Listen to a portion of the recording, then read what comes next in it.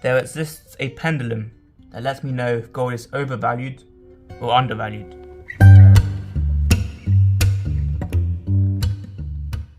Welcome back to my channel, guys.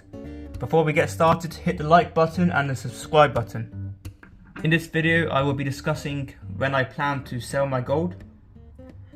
I don't necessarily look at the price of gold because the price isn't really an indicator of value, but rather I look at some indicators that signal value. So the first indicator that I use, I like to use the Dow to gold ratio, as we can see here.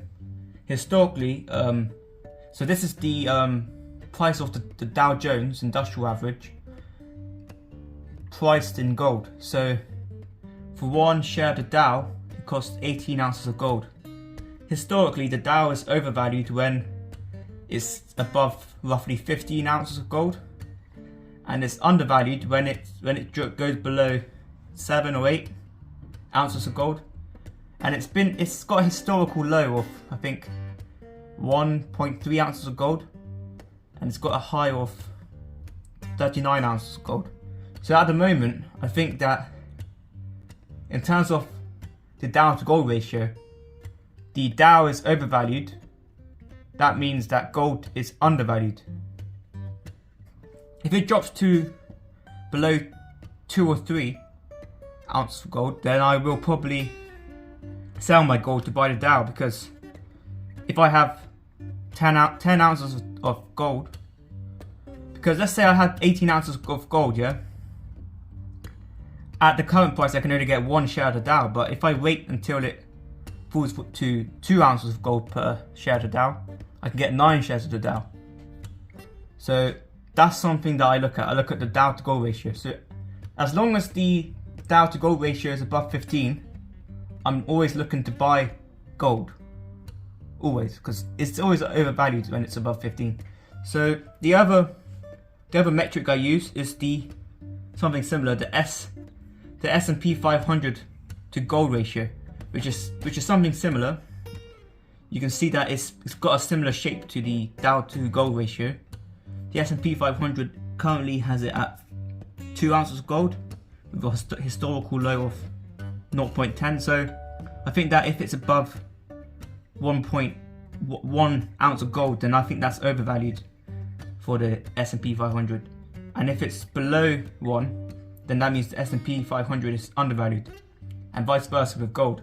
So as long as the ratio is above 1 or 1.5, I think it's good to buy gold. Keep buying gold.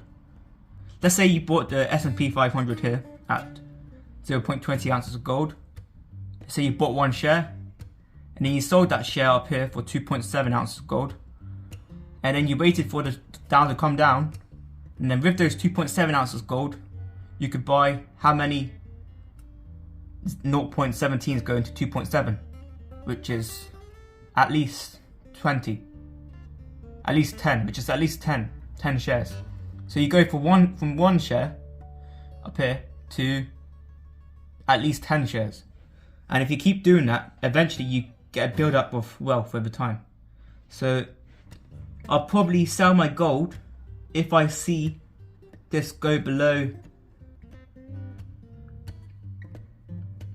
let's see, if I see this go below 0.8, I'll probably sell my gold. And for the Dow, if it goes below 10, I'll probably sell. It. So another thing is, if it goes, another thing to look at is the PE ratios. So the PE ratios are something similar. This is the PE ratio this is the historical PE ratio of the S&P 500 since goes as far back as, I think, 1871. Wow. So I think that you can see that the ratios range between the 10s and the 20s. I think when it's in the 20s, it's overvalued, and when it's in the teens, it's undervalued. So you can see here, if you go to the most recent one, it's at 20, which I assume that this is overvalued. It's been overvalued for a few years now, and it could go back to 14. So that's another metric I look at, the PE ratios, which just means price to earnings ratio. So how much is the price of the stock with comparison to the earnings of the stock. The other metric I look at, which is also useful, is the real estate to gold ratio. This ratio is a bit skewed because there was a big bubble in the 2000s, in the early 2000s, and it popped in 2007, 2008, it crashed. But we're still in a bubble. It's currently at 270 ounces of gold per house on average.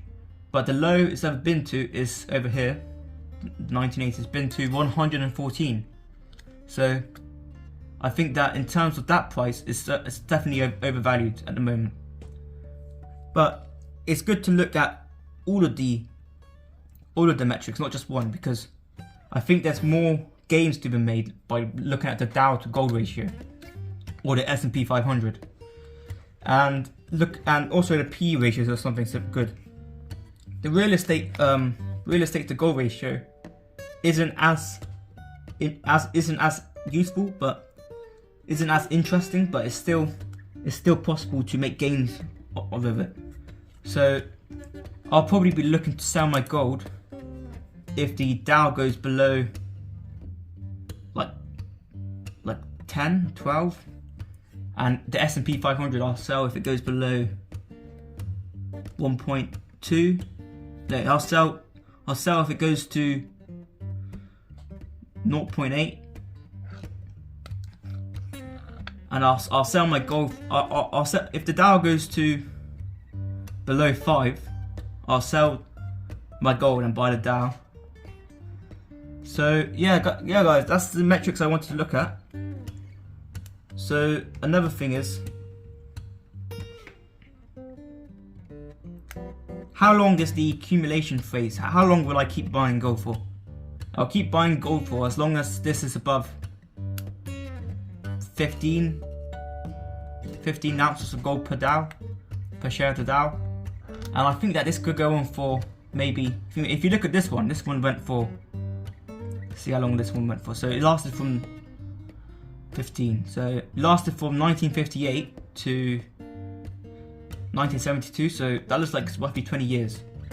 But if you look at this one here, this one's shorter. I think it's 1996 to 2007. So that's a shorter time.